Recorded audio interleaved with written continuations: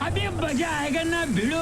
बीवी हफ्ते को शॉपिंग पर चलेंगे, इतवार को अम्मी के घर जाएंगे, पीर को पार्लर चलेंगे, मंगल होटल डिनर करने जाएंगे, बुध को फिल्म देखने जाएंगे, जुमेरात को सैर करने जाएंगे, शोहर ठीक है और जुम्मा को मस्जिद जाएंगे।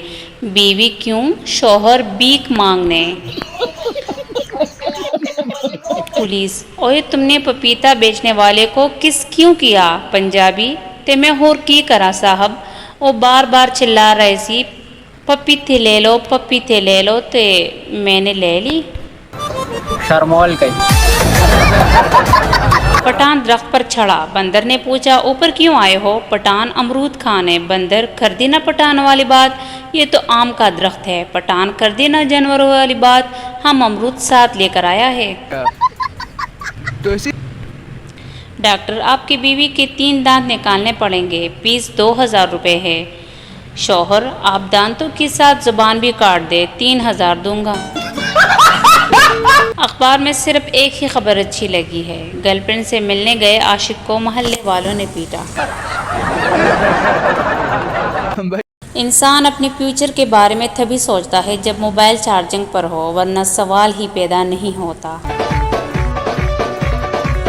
वो मुझे ये कहते हुए छोड़ गई, फराज, तुम्हारे तो पेपर ही ख़त्म नहीं होते, तुम प्यार क्या खाक करोगे। छुट्टी वाले दिन इंसान सोचता है आज मुझे छुट्टी है, आराम करूँगा, और घर वाले सोचते हैं आज इसे छुट्टी है, आज हम आराम करेंगे। पप्पू ने वकील को थप्पड़ मारा तो केस अदालत तक गया। वकील, जज साहब, उसने मुझे थप्पड़ मारा है।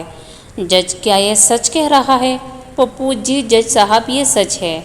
जज, 500 रुपये जुर्माना अदा करो। पप्पू उठा और जज साहब को भी थप्पड़ मार दिया और उसे 1000 रुपये दिए और कहा, माजरत जज साहब, मेरे पास खुले नहीं थे, आप दोनों आधे आधे कर लेना। शर्मोल गई। बीवी शोहर से, डार्लिंग, लगता है मैं बहुत मोटी हो गई हूँ, वरना पहले तो मुझे फ्रिज तक बाहों में उठाकर ले जाते थे और आइसक्रीम खिलाते थे। शोहर झगड़े के खौफ से, नहीं जान, ऐसी तो कोई बात नहीं। बीवी, चलो आज फिर पहले की तरह मुझे उठाकर फ्रिज तक ले जाओ और आइसक्रीम खिलाओ। शोहर परेशान होकर, डार्लिंग तुम यहीं बैठो, आज मैं फ्रिज उठाकर लाता हूँ। सो गया मेरा सोना? हाँ जी।